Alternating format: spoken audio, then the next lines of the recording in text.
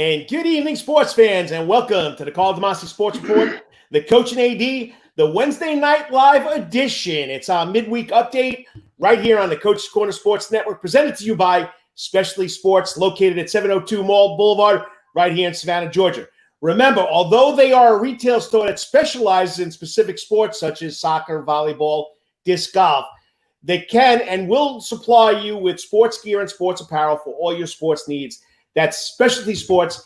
Thank you to the crew over there, Sierra, Thomas, and the crew for presenting or sponsoring this show every Wednesday night. Well, AD, nice to see you. Good to see you, man. Good to be back on, and a lot going on. It seems like we're getting updates and emails from Georgia high school, so a lot going on here in the last couple of days. I mean, it's crazy. I mean, with all the COVID-19 cases increasing. Football now, NFL announced today that they're going to cancel their two out of the 4 preseason games, so it makes it a little closer to get to the season, and they don't have the guys in a lot of contact. NBA up in the air. Baseball, they say they're going to start, but that's up in the air. So we got a lot of dealing with, and the Georgia high school is going to have their medical meeting tomorrow. We know that local or neighboring states are talking about pushing the season back. So much going on there, Chad. Yeah, we got, just last Thursday, we talked about on Saturday's show, Karl, that Georgia High School come out with their medical advisory committee and said, hey, we're going to keep it like it is coming out of Dev Week. We'll keep it at, max groups of 50, still recommending face coverings, no one-on-ones, no scrimmages, no 77. And we get an email today, just this afternoon, from Georgia High School stating, hey, we're going to keep your group size the same, but you can do 3-on-3s and 7-on-7 within your own team. No scrimmaging someone else, no going against other schools, just against, you can do that with your own team. So, and it also allowed softball tryouts, volleyball tryouts, cheer tryouts are all allowed. Face covering is recommended, but not required. And so some abbreviated changes here just in the last, 72 hours that we last spoke.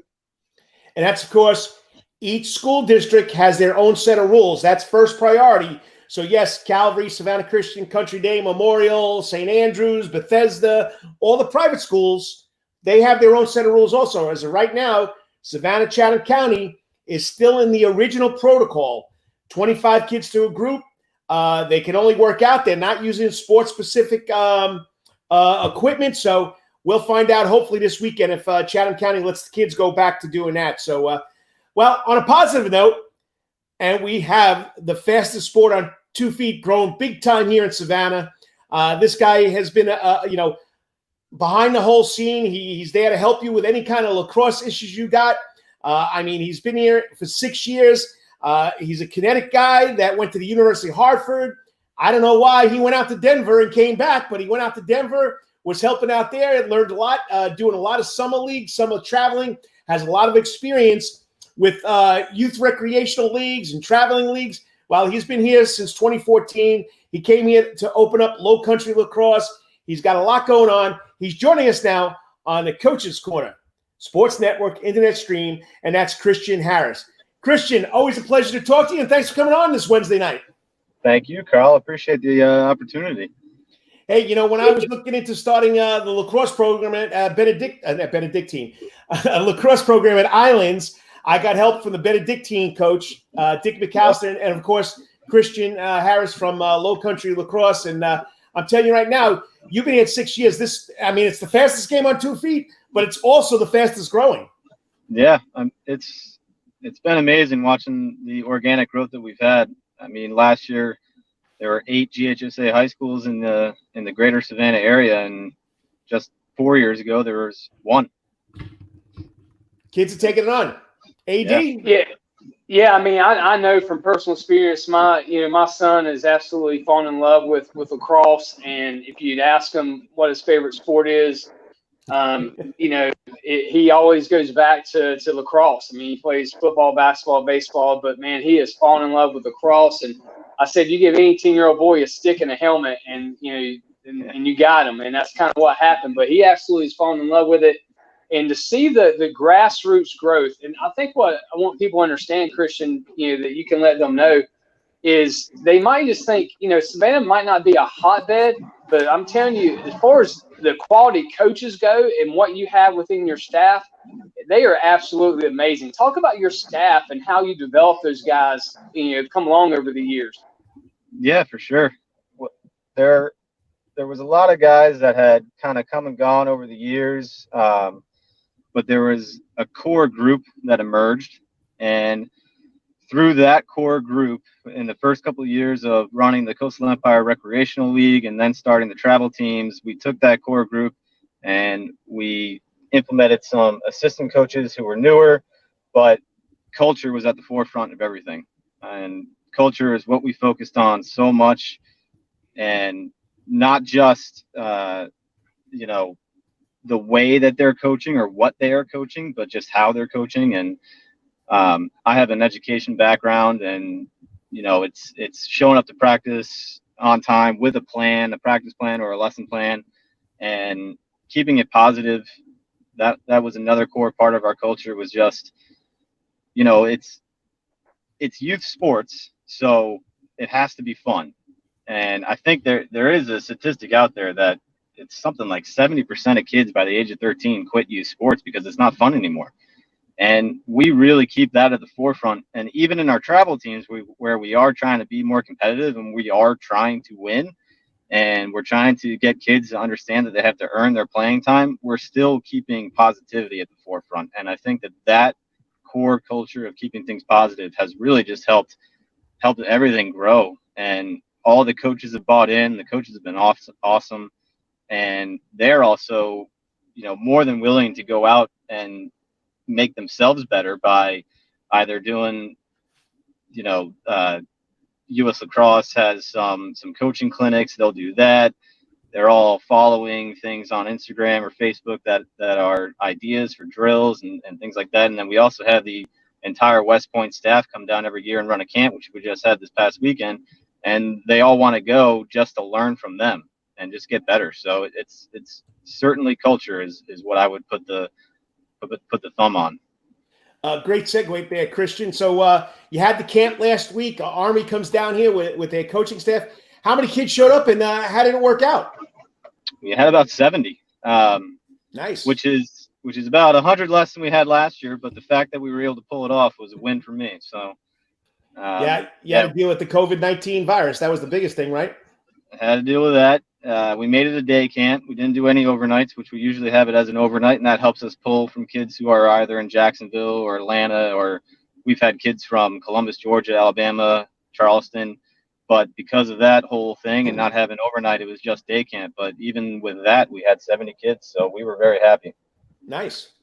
Christian, talk about how did that relationship start with you guys? And I mean, Army camp coming to Savannah, Georgia. You would think about that maybe in Atlanta or Jacksonville or metropolitan area. How did you make that connection with those guys coming in? So, don't get me wrong, Savannah's a great place to visit, and that's probably a part of it. But what is it about those guys, and how did you make that connection for them to come here and do this annual camp in Savannah?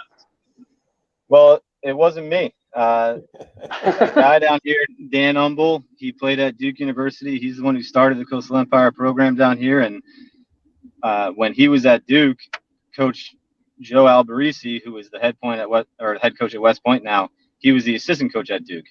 And so that's how that connection happened. This was the 11th year that we've held this camp. Oh, wow. But it was the second year that I've run it. So it was always run by Dan Humble before that. But I even, I was worried that when I took over the camp that maybe the Army staff, they didn't really have any loyalty to me at that point.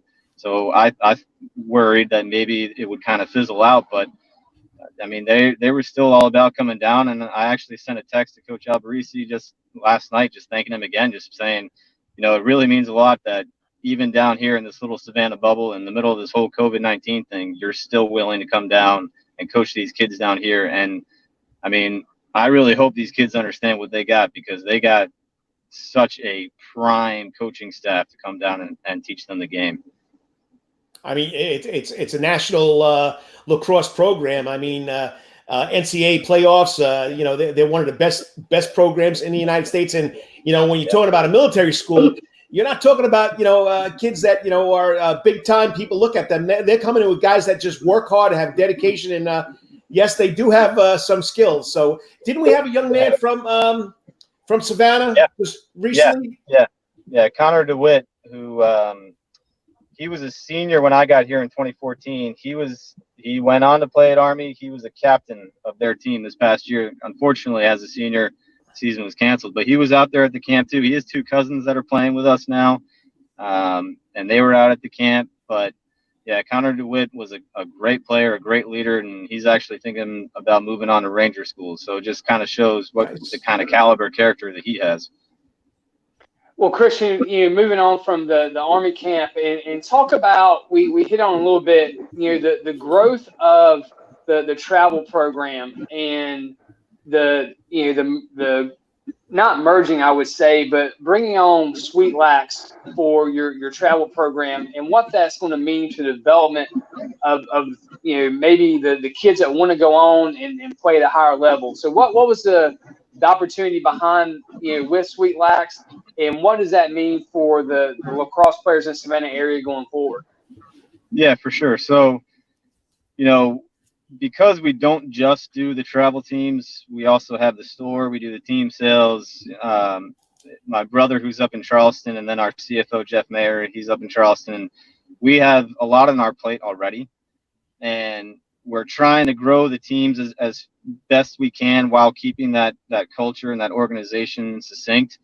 And it felt like it was kind of limiting our growth. And so what Sweet Lax is able to provide is just on the travel side. They started out in upstate New York, Syracuse, Rochester area, and they have national teams and statewide teams that play in national tournaments. And they also have regional programs, and they have some programs down in Florida. So we saw an opportunity to become a Sweet Lax regional program. They'd be able to take all that kind of busy work of the scheduling, the tournaments, the hotels, those kinds of things, and then we can just focus on growing the sport and getting more kids good enough to be able to compete at those levels. On top of that, now we have a straight pipeline for kids who want more. And so there's a Sweet Lax Carolina team is going to be starting up in the fall. Kids will be able to try out for that team. And there's also the Sweet Lax Florida team that kids will be able to try out for. And then there's the national team that they'll be able to try out for. I think we're a few years away from that, but none of that will conflict with any of the tournaments that we're going to do regionally, and none of it will conflict with any of the practice we're going to have regionally. So kids that want that extra step will be able to get it without sacrificing their regional program. And at the same time, there was always the balance of, we've got 3 or 4 or a handful of really good kids who would benefit from going to a tournament in Maryland, let's say. But what about those other 14 kids? And then what if those 14 kids are nowhere near that level, those 5, and we go to Maryland and we just get rocked? So this is really going to open up opportunities for a lot of guys. Yeah, and I mean, you've been all over the place. And once again, it's the Karl DeMasi Sports Report, the Coach and AD Wednesday Night Live edition. We're talking to the man that runs Low Country Lacrosse, Christian Harris, been here since 2014. Now, you started in New York. You moved to Connecticut. You played college in Connecticut. You go across country to Denver. I never thought, Colorado would be a lacrosse state, but it seems like it's a hotbed. And then you come back down here to the South Savannah. What's the difference as far as the talent or the participation in the areas? Do you have as much participation in Denver as you do in Savannah? Denver was huge. Denver, it was really awesome. I mean, moving out there, for instance, I was in high school and played against Denver East High School down at Disney. And I thought that was the coolest thing in the world, that there was a team in Colorado that I could play against. And that was when it was still fairly new. That was the early thousands. When I got to Denver, it had completely blown up. And the Colorado Mammoth and the Denver Outlaws are the 2 professional teams that are out there. They had the best attendance out of any other professional team. So Colorado loved lacrosse. So that was really cool.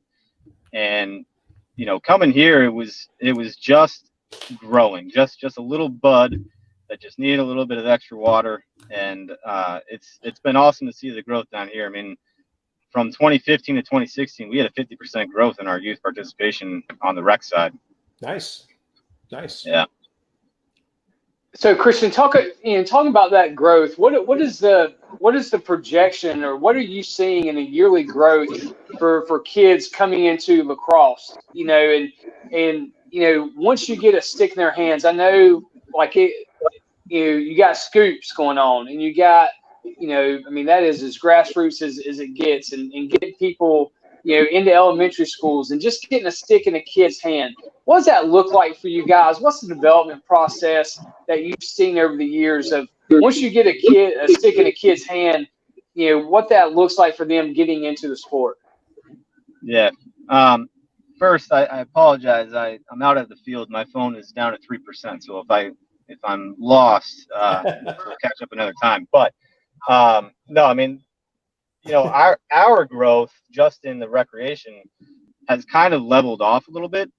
But when you look at the bigger picture and you see that Effingham County Rec has a lacrosse program, 14U, 12U, and girls. Bluffton Rec, Hilton Head Rec, Richmond Hill Middle School, and Richmond Hill High School both have like 60 kids in there, boys and girls. So once you take into consideration all that stuff, it has completely blown up. And then, like I said, 4 years ago, there was one school that was GHSA, Benedictine, and now we have 8. So my personal participation has leveled, but everywhere else has been blowing up. So that's a win all around. All right, quickly. It used to be that we had nobody to play against unless we wanted to drive, 2+ hours. Now we have teams that are at least within an hour that we can have a full season and full slate of games in the spring. All right, quickly before your phone dies there, tell us about Low Country Lacrosse, the store. Where's it located, and anything special you want to let the community know? Yeah, for sure. So we're 5002 Paulson Street, so 66 in Paulson. We've got all the equipment and apparel that you can need, boys and girls, wide selections. You can look it up, Low Country Lacrosse Savannah on Google. And we are, like I said, we are a culture of positivity.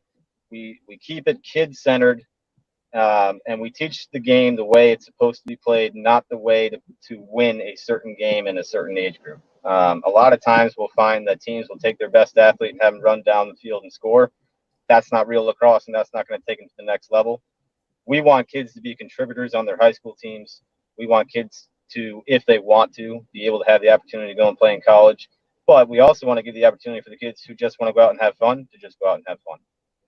All right, quickly, you just said it, and Chad, you're an AD, you're a coach, I'm a coach, I'm a AD now too. So tell them about the possibility that parents don't realize there's college scholarships out there for lacrosse, and there's a lot of them. Yeah, it's the statistic again is that 11% of high school lacrosse players end up getting a scholarship in college. Nice. Whereas, and it's 21% for girls. Whereas the closest other sport is women's hockey, rugby. Everything else is like 3%. Wow. And I lacrosse is standing right around 11. I learned something new. Yeah. Yeah. So, yeah. The AD. Well, the last thing I want to ask Christian, one thing that's been great to get, I think, the older kids involved in lacrosse is the amount of college teams are coming to Savannah to play lacrosse, in the springtime. I mean, it seems like every Saturday or Sunday down in Daphne, there's college teams, and that just creates, the kids get out there and see these college kids do it. And it's just, you can see the wheels starting to turn. It's like, man, that's the next level. That's what I want to do. How did that start with college teams coming down here to Savannah? A lot of that was Chris Ferran, who worked for the City Parks and Leisure Department. His son played at Benedictine and is now playing at Georgia Southern. And he was able to coordinate a lot of that. I mean, Savannah is just such a nice neutral site for all, because there's a ton of Division II and Division III teams down in Florida, and there's a ton in North Carolina, and Savannah is just such a perfect meeting place. So that's really kind of how that got going. And then I think once the school realized that it was a great area to visit, really nice facilities, and that it was halfway and they didn't have to drive all the way down the Florida Panhandle. I mean, it just made sense for a lot of teams to keep doing that. So they just keep coming back. And we've worked with those schools about trying to get our guys, our young guys out there. And we've given them some good crowds too. So it's been a lot of fun. And I hope it does happen. But May 5th, starting on Wednesday, May 5th, we'll have the 2021 NAIA Men's and Women's Lacrosse Invitationals at Memorial Stadium. That's going to bring in a bunch of people too, right, Chris? Totally. And it was supposed to happen this year too. And we were gonna have a whole thing set up where we were gonna have our youngest recreational teams playing during halftime and not all that kind of thing. So we will plan on doing the same thing next year. That's for sure. Yeah, we have to deal with that COVID thing. You know how that's messing everything up. So once again, Christian Harris, thank you for taking the time. I know you're supposed to have practice, but the sky opened up and the lightning came down. But opened up. Once again, anything special you got, just let us know. Let the coach know. Let the AP know. We'd love to get it out there to the community because, that's what it's all about. Talking about local sports, all sports, not just football, basketball, and baseball. There's a whole bunch more out there. Lacrosse, volleyball, cross country, youth soccer, you name it. We want to do it. Yeah, you bet. Thank you. I appreciate it. Always fun. Appreciate you. Thanks, Christian. Yep.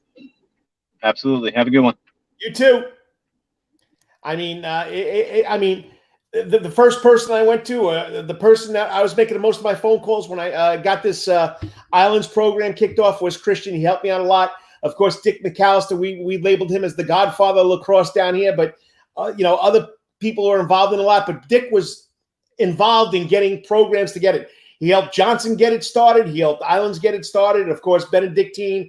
Now he stepped back and watched what's going on. So, once again, well, he's still involved. I talked to him the other day because we're hoping to get it going as well. And he's still got the Ricky McAllister Foundation where they are giving matching funds up to a certain dollar amount to a program to get it started. And so, man, he's fantastic. He's still so involved. And Christian and the store between Christian and Dick McAllister, they are just so hands-on helping programs get started and grow. And I tell you, the first time we walked into Low Country Lacrosse, I didn't know anything about it. And I mean, and for parents out there just started, like Christian said, listen, we just rent equipment. Don't buy this helmet, don't buy this stick, don't buy the pads.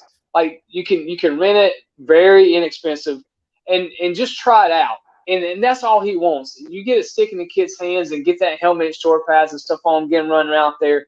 They're hooked. I don't know many kids who have started lacrosse who walks away from it like some other sports. It just gets in you. Once you get out there and you get started and you get going with it, I mean, kids just fall in love with it. And I know from personal experience, my son, he just absolutely loves it. And our season has been derailed a little bit. We get to go down to Jacksonville and play next Wednesday. Then the tournament that following weekend got canceled in Atlanta, and they're moving it down to Vieira, Melbourne, Florida. So we'll get a couple more tournaments in. But man, him and Dick McAllister have just done a tremendous job growing the sport of lacrosse in Savannah. And talking about Chris Foreign, bringing college teams in, and that's one thing so you just have a great community involved in lacrosse. And I mean, you're from New York, man. You know how big that is up there, and all those kids between New York and Maryland on the Eastern Seaboard. I mean, lacrosse is like the sport. I mean, it was just my luck. I've told you a couple of times. I went to the only high school in New York and on Long Island that didn't have lacrosse or wrestling. But when I went to college, I went to a community college first, Nassau Community College, which was one of the powerhouses in community college lacrosse. I had to take it as a PE major. It was so much fun. Of course, I got no brains up here. I put on the tools of ignorance. I got between the pipes. I wanted to be a goalie, not a soccer goalie, but a goalie to take this rubber ball coming at me like at 80, 90 miles an hour. But I love the sport, and that's why I wanted to start it here. Started at Islands High School, and the kids have loved it. And I just hope we can keep on going. Chris Mercer has done a great job. Another New York guy.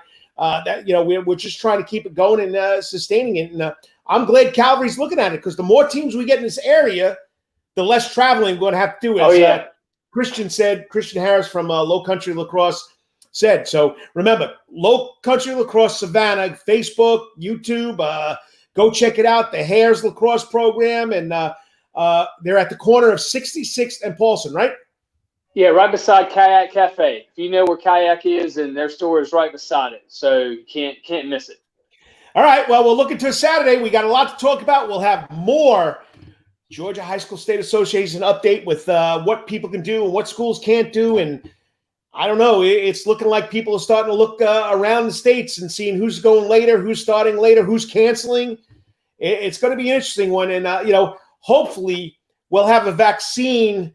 They're saying the earliest is October.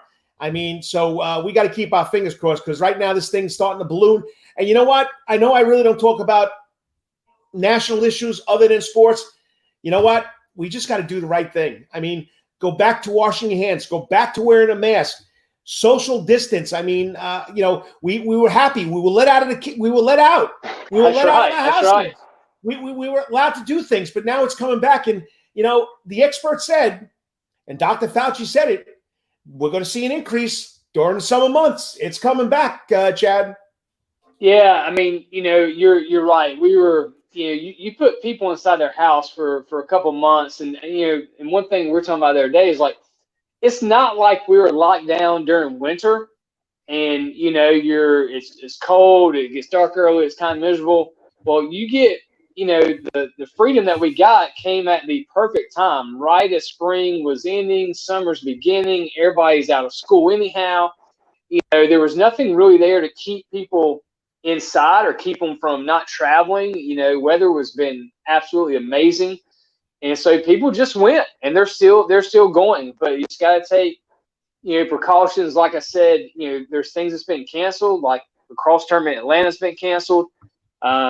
Hayes had a big lacrosse camp at Young Harris. It's called Future Aces. It got canceled yesterday because it was an overnight camp, and they said they just with the restrictions couldn't do it. And so you're right though. If we want this to slow down, you got to go back to practicing social distance. The mayor passed the part where, hey, you got to wear face masks in public, and you got to have that mentality. It's not about you. It's about protecting the other person. It's not just about you're protecting everybody else as well. And hopefully all the precautions work, but I think keeping everybody inside at this time of year is going to be really, really difficult. But if we can just maintain social distance, maintain wearing the face mask, if science says that helps, then let's do it. Let's do it. And if let's go get the curve back down and allow people to get back to some normalcy until a vaccine or something can be put out there, that's just what we got to do. I mean, when me and you started this back in March, I didn't think that me and you would be talking about it July 1. I really didn't, Carl. I thought it would be not a far memory, but something that would be on the downward turn, and we'd be talking kind of some normalcy going in the fall. But here we are, kind of starting, turning that page back and starting all over again a little bit. Yeah, and what was scary was South Carolina Governor McMaster's. If it keeps on getting worse, he's going to shut down college and high school football. He said that directly. He was blunt about it. So it's going to be pretty interesting. So we're going to see what happens. All right, Saturday show. We'll be back Saturday morning, 9 o'clock. The Karl DeMasi Sports Report, the Coach and AD in the Sound Garden on the Coach's Corner campus on the Coach's Corner Sports Network. And once again, if you missed earlier, before the Coach and the AD, we have Rubbin' and Grubbin'. Those guys do a great job. NASCAR, I mean, they're going to be in Indianapolis while they'll be in Coach's Corner, but the race will be in Indianapolis on Sunday, the Indy 400. But we're going to have brand new football coach, not a brand new football coach, but a new coach to the area, Jenkins High School, the new ball coach, filling in some big shoes over there for Jason Cameron. And before Jason Cameron was Tim Adams. So they've taken that program to another level. Gene Clemens, he was the assistant coach up at Tucker. He was the quarterbacks coach, wide receivers coach for the last 5 years. He has, I think he's been coaching for 16 years and has 5 years of head coaching under his belt in Florida and Virginia. So I'm excited about speaking to the new chief at on Duran Avenue.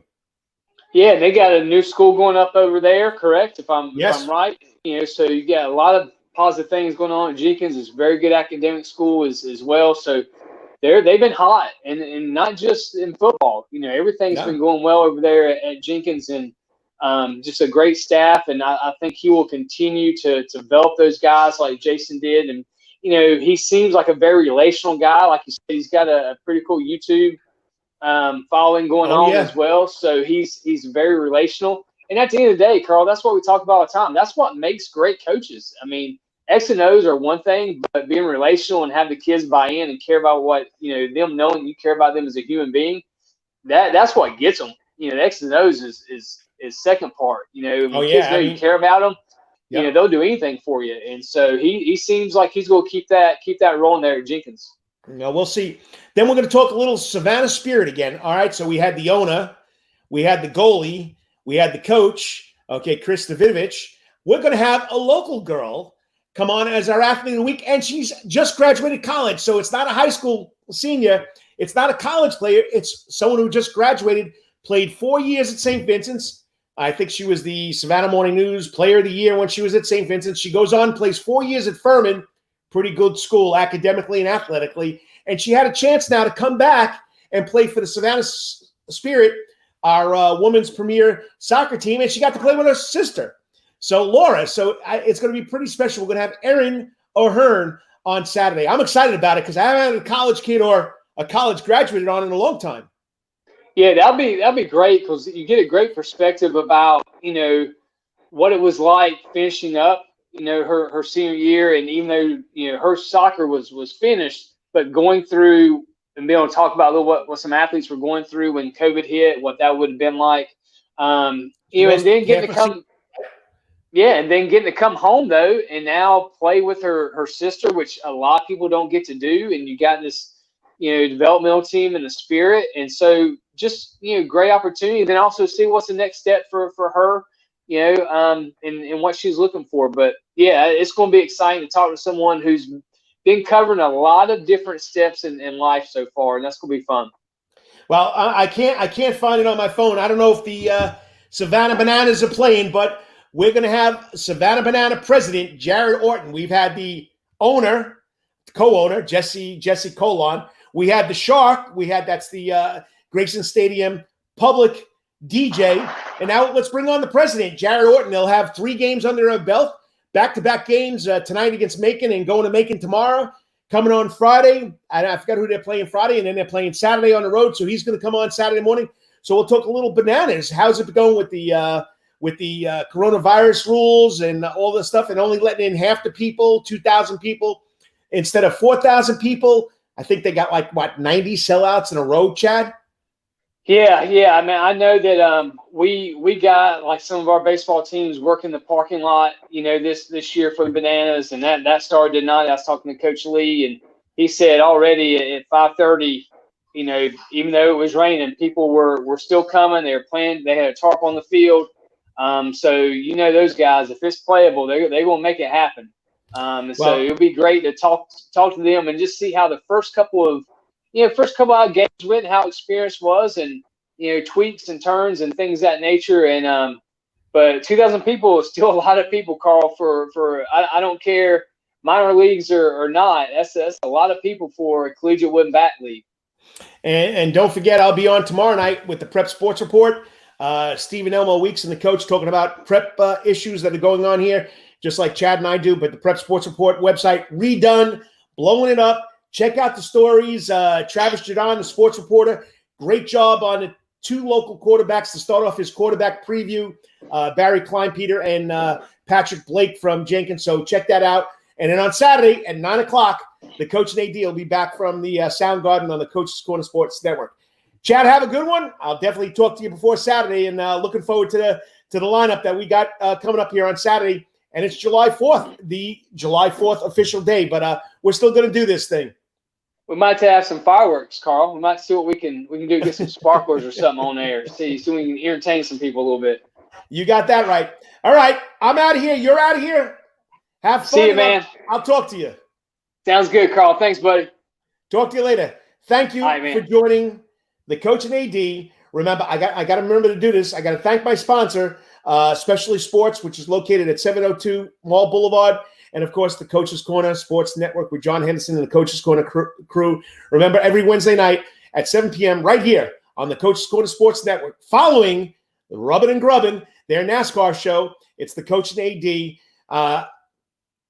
All the best for the AD, Chad Griffin. Enjoy the rest of your week. Hopefully it's been the best week ever. And remember, the coach and AD will be right back here from the Sound Garden on Saturday morning at 9 o'clock. Talk to you Saturday. Always fun.